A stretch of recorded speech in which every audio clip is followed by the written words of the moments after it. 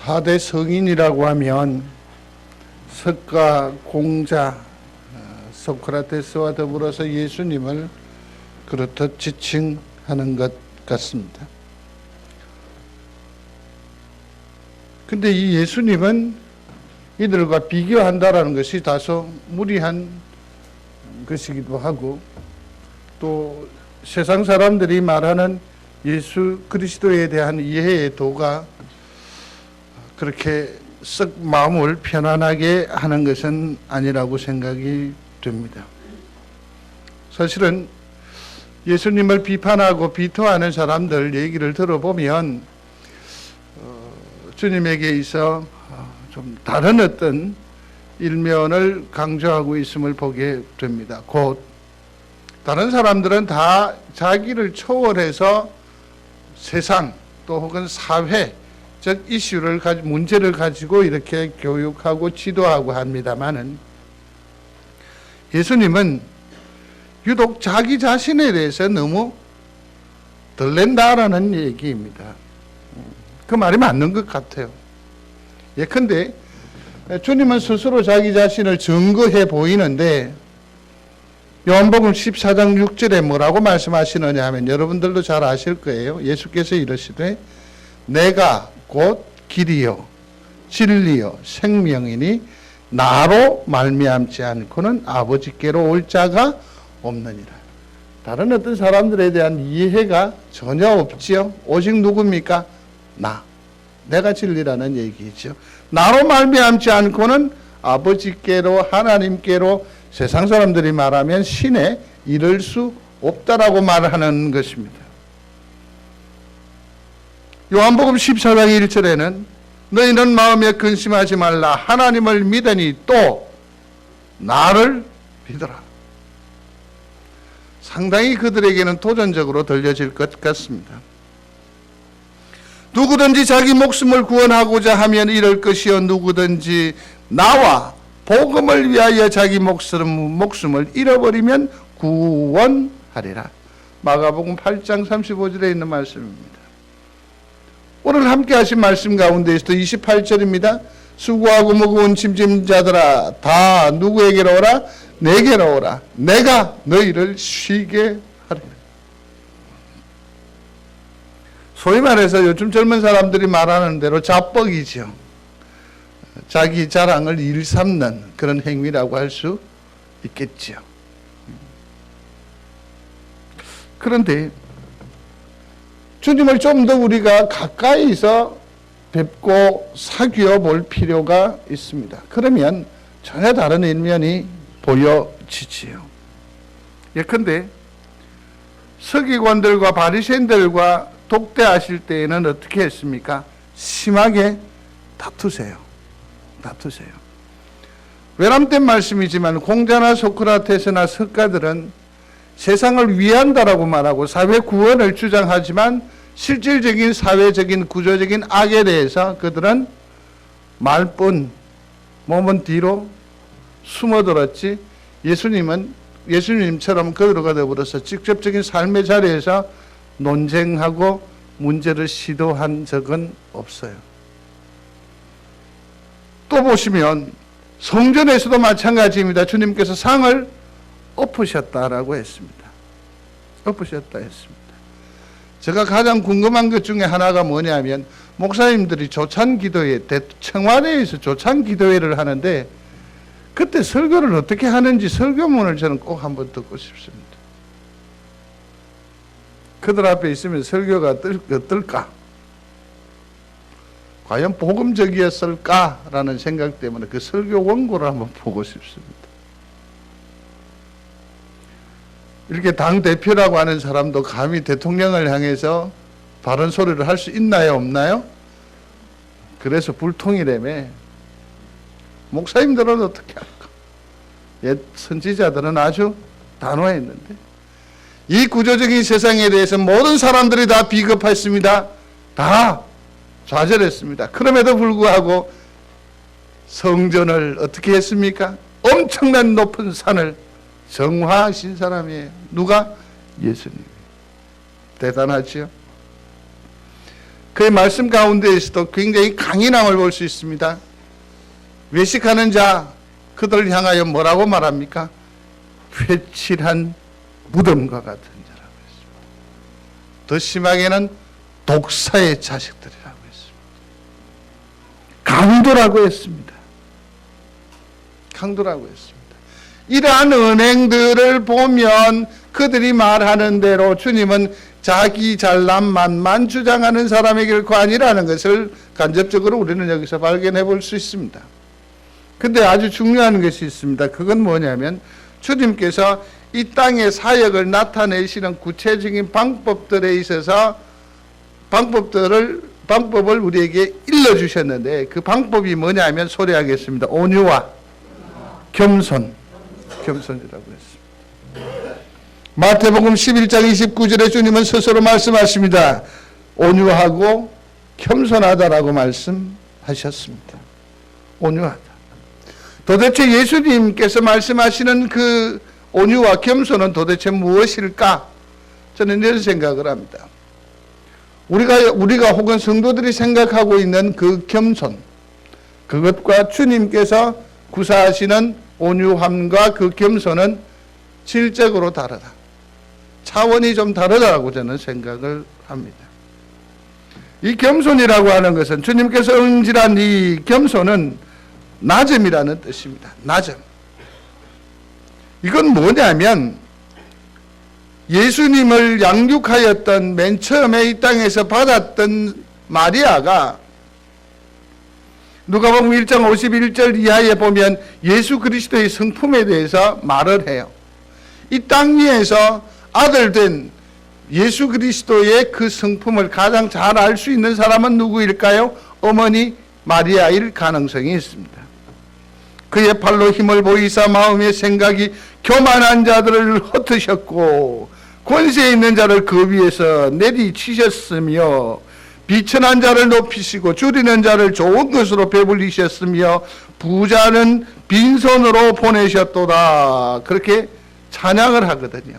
찬양을 하는데 마리아가 이 땅에서 어머니가 본 자녀 곧 예수님의 성품이 어떠하냐면 겸손한데 그 겸손이 뭐냐면 낮은 데에 마음을 두는 것, 그것이라고 말합니다.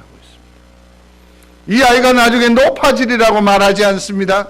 모든 것들을 다 성취하는 것이라고 말하지 않습니다. 내가 내 아이를 키워보니까 예수 그리스도를 보니까 그의 성품은 무엇입니까? 매우 마음이 낮은 데 있다라는 얘기입니다. 온유하고 겸손하다. 스가랴 9장 9절에도 보면 예수님께서 품으신 그 겸손, 그 성품 겸손이 어떠한지를 말하고 있습니다.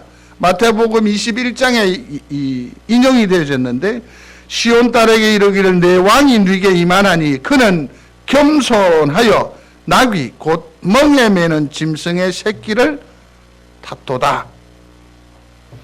그러니까 주님은 행위 자체가 뭡니까? 생각 자체가 매우 겸손하셔서 예루살렘 성으로 입성하실 때에 나귀를 타셨다라는 거죠.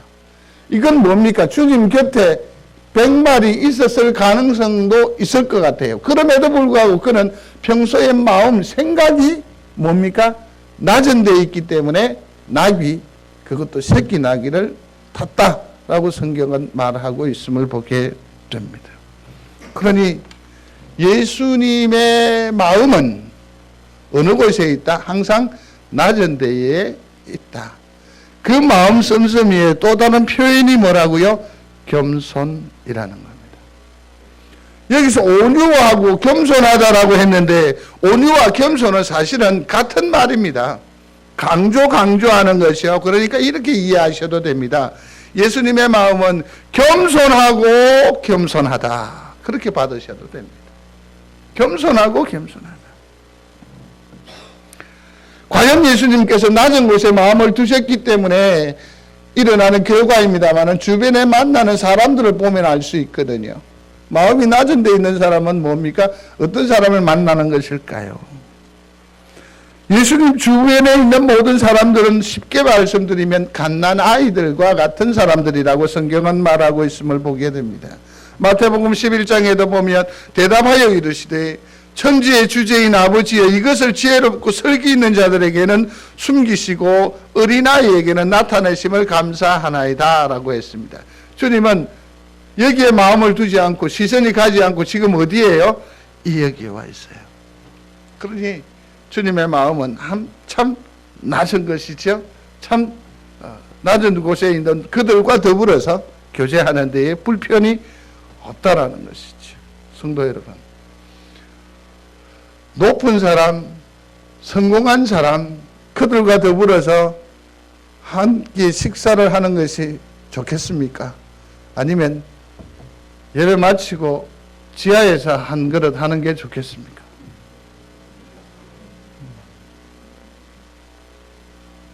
저는 어떤 것이 마음 편하느냐, 여러분 생각하십시오. 마음이 불편한 것보다 마음이 편한 것이 그게 내 성품이고 내 취향일 수 있습니다. 저는 그게 좋습니다. 그러니까 마음이 높은 데 있는 게 아니고 좀 인정해 주면 안 됩니까? 그렇게 봐주면 안 돼요? 주님은 늘 이처럼 마음이 낮추어져 있기 때문에, 낮은 곳에 있었기 때문에 주변에 있는 사람들도 무엇입니까? 모두들 다 마음 낮은 사람들, 자존감이 적은 사람들이 주님의 친구가 될 수 있었다라는 것 아니겠습니까? 내 영혼이 무너졌어요. 내가 세상적으로 외로움이 커요. 그러면 주님께 나오기가 쉽지 않아요. 그러나 주님께서 되려 마음을 낮추시고 두 팔을 벌리시고 내어놓으니까 누구든지 예수 그리스도에게로 나아올 수 있었던 것 같아요. 그러니까 많은 사람을 보듬는 것, 품는 것, 누리는 것이 의외지요? 나를 돋보이게 하는 것이 아니라 나를 어떻게 하는 거냐? 낮추는 거예요. 그때 물이 흘러 들어오듯이 많은 사람을 만날 수 있고 영혼을 얻을 수 있고 또 다른 기회를 누리는 거죠. 이것이 주님의 사역의 방법이고 주님의 지혜라는 것을 우리는 여기서 알 수 있습니다.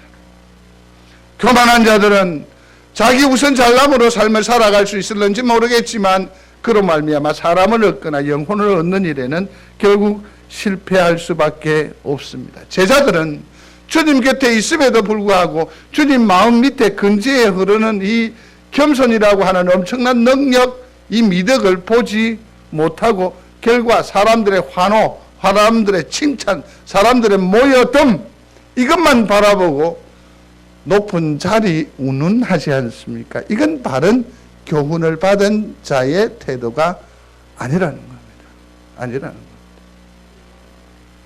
그렇습니다. 주님은 늘 이처럼 낮은 마음이었습니다. 밑에. 그렇다고 한다면 이제 본격적으로 주님의 그 마음, 주님의 그 겸손의 정체를 한번 생각해 보겠습니다. 사람들은 이 주님의 그 겸손의 정체를 잘 알지 못했기 때문에 주님에 대해서 오해하고 오히려 주님을 미워하고 주님을 십자가에로 이끌어 간 것이라 할 수 있습니다. 정확한 파악이 필요합니다. 초점이 잘 맞춰져야 합니다. 사진을 이렇게 찍으면 흐릿하게 나와요. 그래서 눈이 침침한 핑계를 댈 수도 있습니다. 그러나 다시 한 번 더 카메라의 핑계도 될 수 있습니다. 그러나 그 흐려진 그 그림을 자세히 보면 무엇의 문제냐면 초점이에요. 초점을 얼마나 잘 맞추느냐에 따라서 결정이 됩니다. 물론 빛도 영향이 있을 수 있겠지만 초점이 잘 맞춰져야 돼요. 예수 그리스도의 그 겸손에 대해서도 정확한 초점을 딱 맞추면 선명하게 보기도 좋을 뿐만 아니라 분명한 이해가 되어질 것입니다. 세 가지를 우리는 여기서 발견할 수 있게 됩니다. 주님께서 사용하신 이 겸손은 소리하겠습니다. 케노시스. 이건 뭐냐면 성육신이라는 용어입니다. 성육신. 주님의 겸손의 실체는 뭐냐면 성육신이에요. 주님의 존재는 어디에 있습니까? 하늘이었습니다. 그는 하나님과 동등된 자였습니다. 그런데 그 위치가 어디에 있습니까? 땅으로 내려왔다라는 것이죠. 땅으로 내려왔다. 이것을 예수님의 겸손이라고 하는 겁니다. 성도 여러분, 더 이상 설명을 어떻게 할 수 있겠어요? 하늘에서 땅인데요, 하나님에서 사람인데요, 그에게서 누구입니까? 나에게인데요. 이게 주님의 겸손의 낮음의 그 폭입니다. 낮음의 폭입니다. 우리가 말하는 겸손의 어느 정도 그 비교할 수 없습니다. 주님의 겸손의 절정은 무엇이라고요? 성육신이에요. 주님의 겸손의 절정은 나와 함께 밥 먹는 거예요. 누가? 주님이. 주님의 겸손의 절정은 무엇입니까? 나와 함께 잠자리에 드는 거예요. 주님. 그 주님의 겸손이에요. 주님의. 저는 어디 여행 가는 것을 상당히 꺼려합니다. 몇 해 전이었는데 목사님들하고 태국에 아마 선교 여행을 갔던 것 같습니다. 교회 이름은 모르겠는데 함자는 기억납니다. 강정일 목사님 키도 크시고요. 막 중국 이단지 여기 이사를 오시던데 지난번에 은퇴하면 이쪽으로 오시겠다 하더니 은퇴하신 줄 아는데 아마 이 추억 때문에 그럴 거예요. 저하고 한 방에 배정이 됐습니다. 다음 날 룸메이트가 바뀌더라고요. 상록교회 목사님 성함이 어찌 되죠? 정상화 목사님으로 바뀌었어요. 그리고 3일 저녁에는 혼자 잤습니다. 혼자 잤습니다. 주님이 나의 피곤한 몸에 내가 머리를 뉘일 때에 함께 내 영혼을 위로하고 내 피곤에 지친 심령을 터치해 주시고 붙드시고, 이게 가능한 일입니까? 하늘 하나님이. 이게 주님의 겸손이라고 할 수 있습니다. 우리가 생각하는 것 다르죠? 낮은 곳에 있는 우리를 위하여서 주님께서 육신의 몸을 입으신 것. 그래서 우리가 늘 예수 예수 예수 예수. 내가 성굴행제를 이렇게 보면서 상일행제도 마찬가지인 것 같아요. 우리 여기 어른들은 일전에 섬기던 교회 목사님 아들이 염인수라고 34인가 됐었을 때 얘기입니다. 온 교인이 전부 다 인수야 인수야 한다고 역정을 내시더라고요. 이제 저들이 성년이 됐는데 성관아 성도 여러분, 우리가 많은 세월을 살아왔지만 동시에 저들도 세월이 축적되어 가고 있습니다. 김명경 집사님 저를 보고 묻는데 아가 벌써 둘입니다.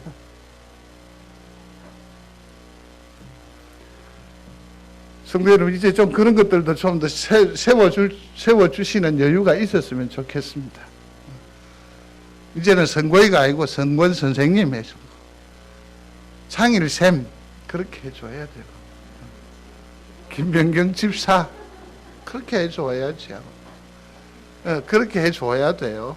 그래야 저들이 또 다른 세월을 감당해 나아갈 거거든요. 참 중요합니다. 어쨌든 주님께서 높은 곳에 존재자가 낮고 천한 우리와 함께 하시기 위해서 성육신 곧 겸손하신 것입니다. 사랑하는 성도 여러분, 마음의 복심을 가지고 스스로를 낮추는 데에는 한계가 있습니다. 어떻게 해야 합니까? 목적이 분명하면 됩니다. 목적이 분명하면 내려올 수 있습니다. 주님의 목적은 무엇입니까? 우리였습니다. 우리 영혼을 구원해내기 위함이었습니다. 그래서 주님은 위에서 내려오신 것입니다. 이것이 주님의 겸손입니다. 두 번째는 예수님의 겸손은 순종이었습니다. 소리하겠습니다. 순종. 빌립보서 2장 8절에 사람의 모양으로 나타나사 자기를 낮추시고 죽기까지 복종하셨으니. 비굴함이 아닙니다. 억지로 내가 따라가는 것 아닙니다. 히브리서 5장 7절에 육체에 계실 때에 자기의 죽음을 능히 구원하실 이에게 심한 통곡과 눈물로 간구와 소원을 올렸고 그의 경건하심으로 말미암아 들으심을 얻었느니라. 그가 아들이시면서도 받으신 고난으로 순종함을 배워 온전하게 되셨은즉. 주님의 겸손은 무엇입니까? 순종이었습니다. 아이고 지가 뭐 이러면서 아주 낮게 얘기하는데 은근히 스트레스 주지요? 은근히 자기 목적을 달성하는 거 있지요? 그는 겸손의 모양은 가졌지만 자기 욕심이 우리 중에도 들어 있지요? 많아요. 분명히 괜찮습니다. 괜찮아요 했는데 나중에 가가지고 그거 안 줬다고 삐지더라고. 주님은 어떻습니까? 철저하게 자기를 주장하는 것이 아니라, 자기를 나타내는 것이 아니라 자기의 내 생각에는 이라는 것이 없다라는 것이지요. 그는 오직 뭡니까? 아버지의 뜻. 그가 이 땅에 오신 것, 행하는 모든 사역들도 다 누구의 것? 아버지의 뜻, 아버지께서 내게 보여주신 것, 아버지를 드러내기 위한 것이라고 해요. 그러면서 자기의 존재는 온데간데 없어요. 요한일서 5장 19절에 아버지께서 행하시는 그것을 아들도 그와 같이 행하느니라. 내가 능력 있다라고 말하지 않아요. 내가 멋있다라고 말하지 않아요. 내 생각에는 이라고 말하지 않아요. 그는 뭐라고 말합니까? 아버지께서 행하는 그것을 내가 그대로 따라간다. 그러므로 이 모든 영광은, 이 기쁨은 누구 것이라고? 하나님 것이라고 말하는 거죠. 진정한 겸손이에요. 나의 뜻대로 하려 하지 않고 나를 보내신 이의 뜻대로 하려 함으로 그랬습니다. 오직 모든 것들을 다 누구의? 하나님께로 영광을 올리고 드리는 것이요. 내가 하늘에서 내려온 것은 내 뜻을 행하려 함이 아니요 나를 보내신 이의 뜻을 행하려 함이니라. 마태복음 26장에서도 그렇게 말합니다. 그가 하나님 앞에 기도합니다. 절절한 마음으로 나갑니다. 마음이 민망하다고, 내 마음이 죽게 되었다고. 그러면서 뭐라고 말합니까? 아버지여, 할 만하시거든 내게서 이 잔이 지나가게 하옵소서. 그러나 내 원대로 마옵시고 아버지의 원대로 하옵소서.